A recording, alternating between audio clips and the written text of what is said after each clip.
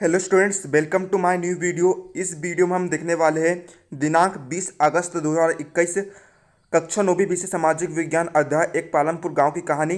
Topic है इसका पालमपुर में किसानों को भूमि का वितरण, श्रम की व्यवस्था व खेती के लिए पूंजी।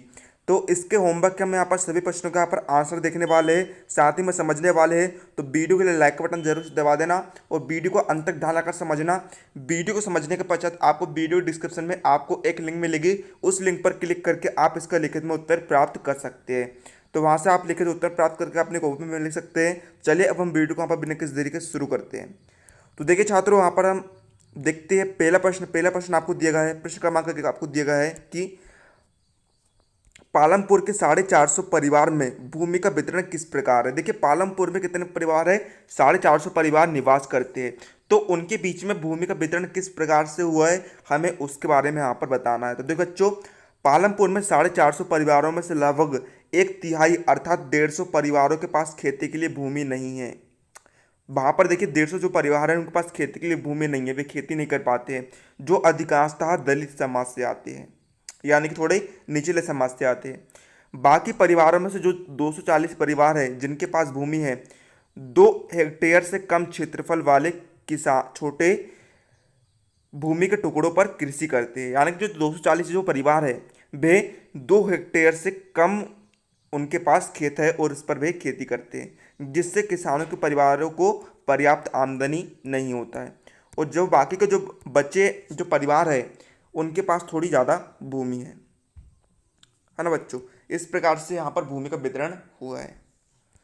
अगला क्वेश्चन हम देखते हैं कि छोटे किसानों द्वारा श्रम की व्यवस्था किस प्रकार की आती है। मतलब कि छोटे जो किसान हैं वे खेती किस प्रकार करते हैं, आपको इसके बारे में बताना आता है। तो बच्चों, खेती के लिए बहुत मेहनत की आवश्यकता होती है। आपको पता है खेती के लिए बहुत मेहनत की आवश्यकता होती है, बहुत मेहनत करनी पड़ती है, तब जाकर फसल निकलती है। छोटे किसान अपने परिवार के साथ अपने खेतों में खेती करते हैं, है ना। देखिए छोटे किसान के पास इतने पैसे नहीं हो पाते हैं कि वे दूसरे दूसरे जो मजदूर हैं उनको बुलाकर अपने खेतों में खेती करवाए, है ना। इतने पैसे उनके पास नहीं हो पाते हैं, है ना। उनकी हालत थोड़ी जो खराब रहती है, इस कारण वे खुद अपने परिवार के साथ अपने खेतों में खेती करते हैं। इसी प्रकार देखिए तीसरा क्वेश्चन भी इससे संबंधित है कि बड़े व मंझोले किसानों के द्वारा श्रम की व्यवस्था किस प्रकार की आती है। मतलब कि जो बड़े हैं और जो मीडियम लेवल के जो किसान हैं वे खेती किस प्रकार करते हैं, मेहनत किस प्रकार करते हैं। तो देखो बच्चों, मंझोले यानी कि मीडियम और बड़े किसान अपने खेतों में काम करने के लिए दूसरे श्रमिकों को किराए पर लगाते हैं, है ना। जो मंझोले और जो बड़े किसान होते हैं उनके पास थोड़ा पर्याप्त धन होता है, जिसकी मदद से वे दूसरे श्रमिक या फिर मजदूरों को किराए पर लगा सकते हैं, उनके हाथ वे खेती करा सकते हैं। उन्हें खुद काम करने की आवश्यकता नहीं होती है, वे खुद थोड़ा बहुत काम करते हैं, है ना।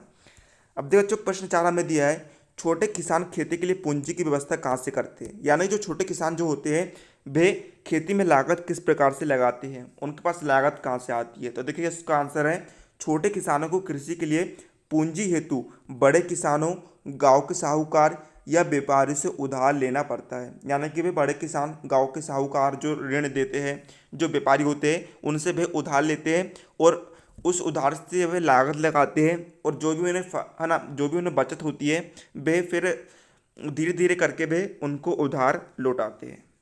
इसी प्रकार पांचवा क्वेश्चन भी इससे संबंधित है कि बड़े किसान जो है खेती के लिए पूंजी की व्यवस्था कहाँ से करते हैं, यानी कि वे लागत कहाँ से लाते हैं। तो देखिए जो बड़े किसान अपने खुद की बचत से या बैंकों से कृषि के लिए पूंजी प्राप्त करते हैं, है ना। देखिए वे जो पैसा है बचा कर रखते हैं, बचत करते हैं और उसी बचत वाले पैसे को वे लागत लगा देते हैं, या फिर बैंकों से वे कृषि के लिए पूंजी प्राप्त कर लेते हैं, लोन ले लेते हैं।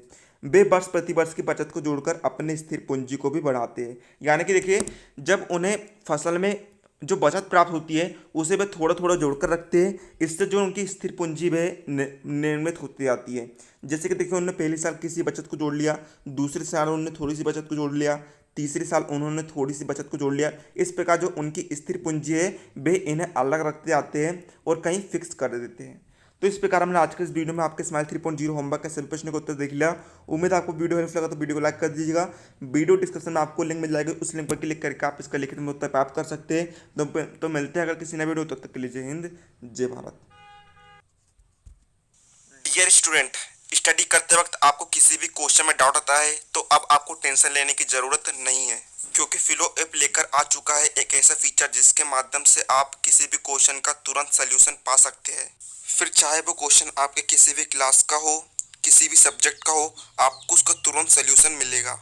आपको कुछ नहीं करना है, आपका क्वेश्चन यदि ऑन पेपर है तो आप उसका फोटो खींचकर नेक्स्ट पर कर दीजिए, और या फिर आप उस क्वेश्चन को टाइप करके भी नेक्स्ट पर क्लिक कर सकते हैं।